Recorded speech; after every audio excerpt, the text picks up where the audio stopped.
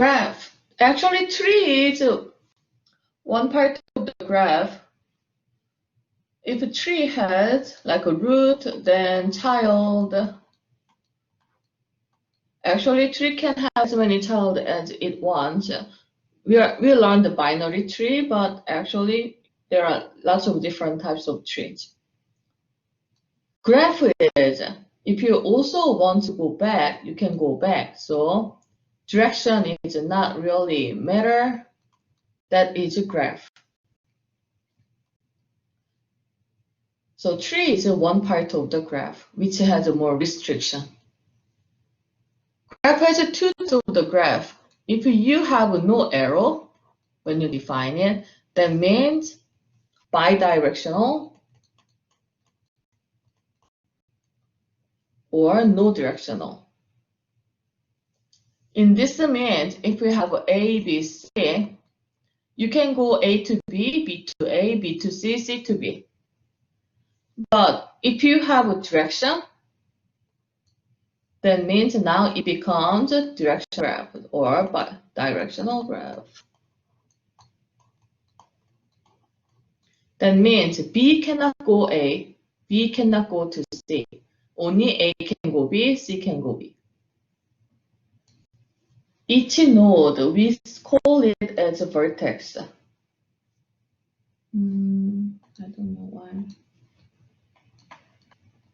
Then each arrow, we say edge.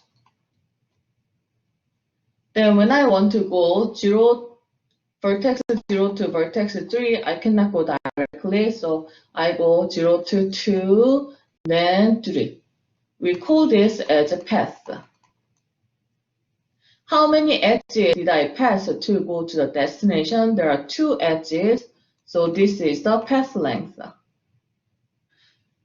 Actually, I can go back to the 0 with this one. We call this as a cycle, if you can come back.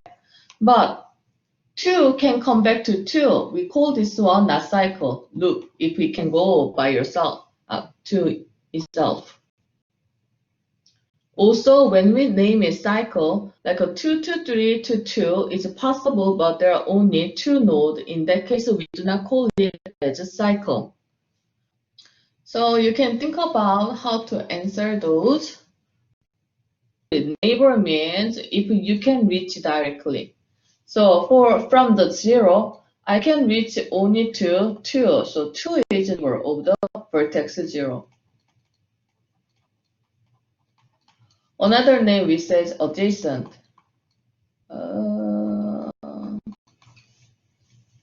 Then 2 can reach to 2 itself or go to 3. So those 2 are neighbors. So you can also think about how to answer number 1 through 8. Some graph has a weight. We can say weighted graph. That means every edge has its cost. This one we call it edge cost. If you see here, Pittsburgh to the Phoenix, you can go directly or you can visit other city, Pensacola.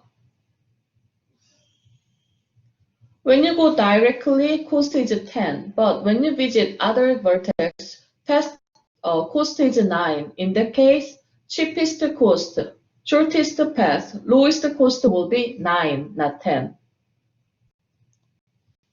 You don't really have to use any algorithm. You can just guess.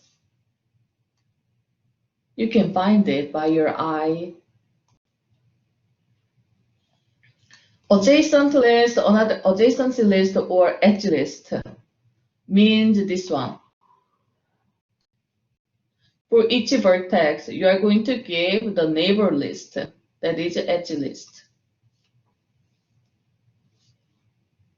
So in vertex class, you are going to store its vertex value and store edge list. So you can practice defining vertex. Then if you look at the last page, this is the lab.